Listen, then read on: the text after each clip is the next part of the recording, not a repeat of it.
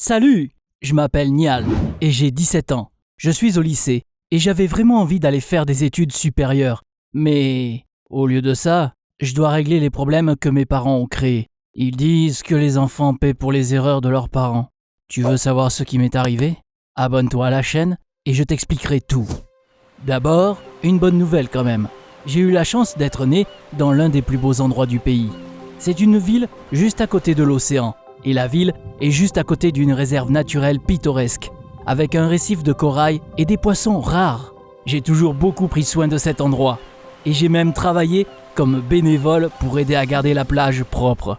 Sauf que tout le monde ne traitait pas l'endroit avec le même respect. Ça fait plusieurs mois maintenant que la police recherche un braconnier. Il plonge la nuit et attrape des poissons rares pour les revendre à des personnes qui les paient bien. Ça me rendait vraiment triste ça. Ça fait des années que je rêve de devenir ichthyologiste. En gros, c'est une personne qui étudie le monde sous-marin et aide à préserver la réserve naturelle. Mais il y avait d'autres problèmes. Honnêtement, j'avais l'impression que je ne réussirais jamais mon rêve. En fait, pour aller à la fac, il faut que j'ai de bonnes notes en biologie.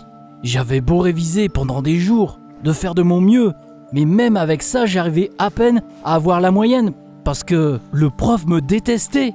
Chaque début de cours, c'est pareil. Monsieur Snade, qui me fait la leçon sur mon comportement, même si je n'ai rien fait de mal. Ensuite, quand on a des devoirs maison, il me donne toujours 0, et me disant que je ne lui ai pas donné le travail. Sauf que c'était un mensonge. Je faisais toujours bien mes devoirs.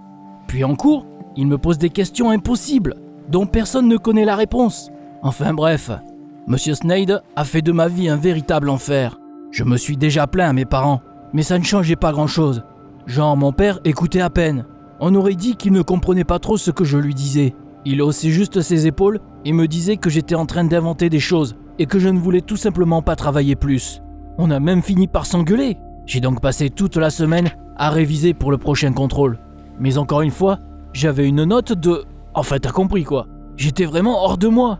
Et le soir, quand mon père est rentré à la maison, j'ai voulu me plaindre. Sauf qu'il n'était visiblement pas d'humeur. Il m'a gueulé dessus en me disant que j'étais juste un gros feignant. Il voulait que j'abandonne mon rêve. Il m'a dit que je ferais mieux de rester à la maison pour l'aider avec le magasin familial. D'abord travailler comme caissier, puis un jour je serai le directeur du magasin. Je suis allé me coucher en claquant la porte derrière moi. Ça me faisait vraiment mal d'entendre ça de la part de mon père. Tout ce que je demandais, c'était un peu de soutien, sauf qu'il me donnait tout le contraire. J'avais du mal à dormir après. J'ai tourné dans le lit toute la nuit, en me repassant la conversation avec mon père. Et honnêtement, j'étais de plus en plus inquiet pour mon avenir. Si je ne pouvais pas battre mon prof, Monsieur Snade, je pourrais vraiment oublier ma carrière de rêve. Le temps passait lentement. Finalement, j'ai bien compris que je ne dormirais pas cette nuit-là. Donc, j'ai décidé de faire la seule chose qui pouvait me calmer. Je suis sorti de la maison, j'ai pris la voiture de mon père et je suis allé à la plage. Il n'y avait pas beaucoup de déchets à ramasser, mais il faisait agréablement bon. Donc je me suis assis sur la plage à regarder les vagues. Puis, j'ai cru voir quelqu'un dans l'eau. J'ai d'abord vu le tuba sortir de l'eau, puis un masque de plongée. Puis le mec est sorti de l'eau. Dans la main, il avait un sac avec un beau poisson, rouge vif. J'ai immédiatement reconnu le poisson, car c'était une espèce rare et menacée. J'étais visiblement tombé sur le braconnier, mais je suis resté figé là, et je ne pouvais pas bouger. Là, le mec m'a regardé. J'ai paniqué et je suis parti en courant. Quand je suis rentré à la maison, j'ai compris que je ne savais pas quoi faire ensuite. J'aurais pu appeler la police, mais je n'avais pas vu le visage du plongeur, vu qu'il faisait noir et qu'il portait un masque. Je ne voulais rien dire à mes parents. Comme j'étais toujours en colère contre eux, le matin, j'ai décidé de prendre mon temps pour réfléchir et je suis juste allé au lycée. Si seulement je savais quelle surprise m'attendait là-bas. Quand j'ai ouvert le casier, le premier truc qui m'a sauté aux yeux, c'était le masque de plongée que j'avais vu la nuit dernière. Puis il y avait plusieurs sacs de poissons rares vivants. J'ai tout de suite eu des frissons. C'est là que j'ai entendu un bruit étrange qui venait de l'entrée principale. Quand j'ai tourné la tête, j'ai vu la police regarder autour d'elle et chercher quelqu'un. J'ai tout de suite tout compris de ce qu'il se passait. Je ne sais pas comment, mais le passeur m'avait reconnu et avait décidé de me piéger. Il a donc déposé des preuves dans mon casier, puis il a appelé la police. Je suis reparti en courant, mais comme l'entrée était bloquée, je voulais sortir par la fenêtre des toilettes. J'avais bien trop peur pour en vouloir à qui que ce soit à ce moment-là. Je me suis précipité à la maison pour demander de l'aide à mes parents. Mais dès que je suis entré dans ma rue, j'ai vu la police entourer ma maison. Apparemment, ils savaient que la première chose que je ferais, c'était de rentrer chez moi. Et ils m'attendaient déjà là-bas. Honnêtement, je n'ai jamais eu aussi peur de toute ma vie. Je savais que la police avait assez de preuves pour m'accuser. Et je savais que je n'avais aucun moyen de prouver ce qu'il s'était vraiment passé. Toute la journée, je me suis caché dans des buissons près de l'école, en me demandant quoi faire ensuite. Plus tard, je me suis souvenu que mon père m'avait parlé d'un endroit souterrain que ses potes et lui avaient creusé dans l'enceinte de l'école quand ils étaient plus jeunes. Quand la nuit est tombée, je suis parti chercher cet endroit. C'était moins facile que je ne pensais, donc j'étais vraiment désespéré. Quelques heures plus tard, j'ai trouvé une porte à peine visible dans l'herbe. C'était une pièce souterraine humide, sombre et froide. Mais au moins, je me sentais en sécurité ici. À l'intérieur, il y avait une boîte en bois qui a tout de suite attiré mon attention. J'ai trouvé une bougie, des allumettes, une vieille couverture, mais le plus intéressant de tout, c'était un album photo. Les photos s'étaient un peu effacées à cause de l'humidité, et j'avais du mal à voir ce qu'il y avait dessus. J'ai quand même réussi à reconnaître mes parents et, à ma grande surprise, Monsieur Snade. C'étaient des adolescents sur les photos, mais je les ai quand même reconnus. Ça se voyait clairement que c'étaient 3 bons amis, et qu'ils passaient beaucoup de temps ensemble. Sur certaines photos, Monsieur Snade et ma mère se faisaient un câlin, ce que je trouvais vraiment bizarre. Il y avait aussi une 4e personne sur les photos, mais je n'arrivais pas à la reconnaître.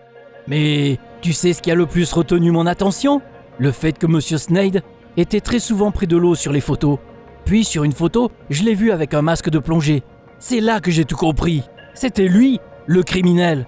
Mais ça explique tout en fait.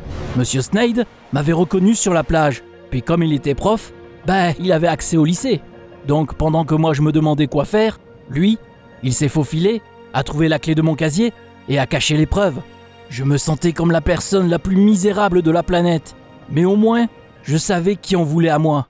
Après avoir réfléchi un peu, je me suis dit que le seul moyen d'éviter d'aller en prison, c'était de résoudre moi-même le crime. Je ne suis donc pas rentré à la maison. Pendant que la police rôdait sur le terrain de l'école, j'ai dormi dans la pièce souterraine. Je suis sorti tard le soir pour m'acheter de la nourriture, avec de l'argent de poche qui me reste. J'ai même réussi à recharger mon téléphone dans un café et à envoyer un message à mes parents. J'ai envoyé un texto que j'allais bien. Je leur ai raconté tout ce qui m'est arrivé. Mais malheureusement, ils n'ont pas répondu. Je n'avais pas d'autre choix que d'aller chez Monsieur Snade. Et au début, il ne se passait rien du tout. Mais à un moment donné, j'ai eu de la chance. À 3h du mat', Monsieur Snade a quitté la maison. Il avait un grand sac avec lui. J'ai vu un tuba et un masque de plongée. Parfait, enfin! Dès que la voiture est partie, je suis allé au poste de police. Là, j'ai supplié l'officier de m'accompagner à la plage. Je lui ai expliqué que je n'avais rien à voir avec le braconnage, mais que s'il m'écoutait, il pourrait attraper le vrai criminel directement sur les lieux du crime.